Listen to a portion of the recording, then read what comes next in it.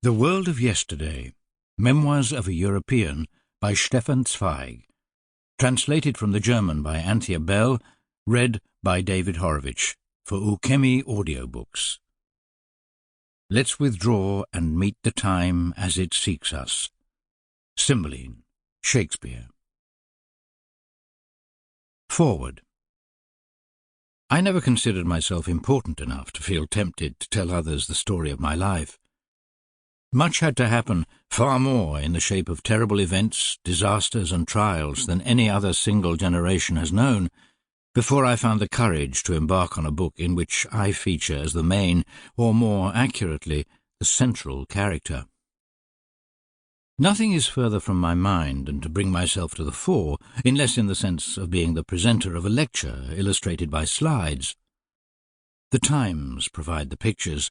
I merely speak the words to go with them, and it will not be so much my own story I tell as that of an entire generation, our unique generation, carrying a heavier burden of fate than almost any other in the course of history.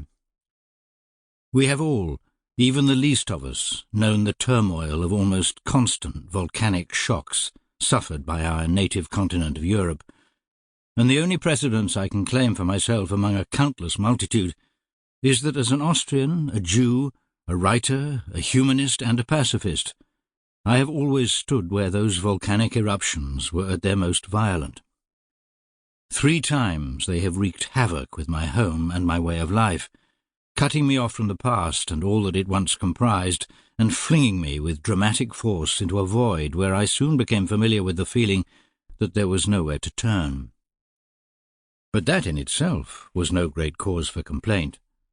The homeless, more than anyone, are free in a new way, and only those with no more ties can afford to cast consideration to the winds. So I hope that I can fulfill at least one of the main requirements of every proper account of a certain era, and look at it with honest impartiality. For I have indeed been torn from all my roots, even from the earth that nourished them, more entirely than most in our times.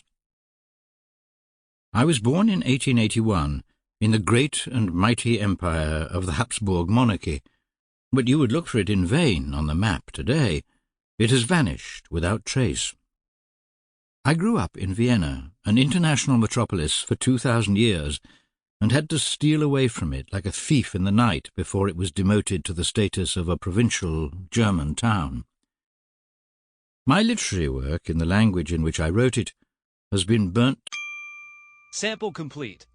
Ready to continue?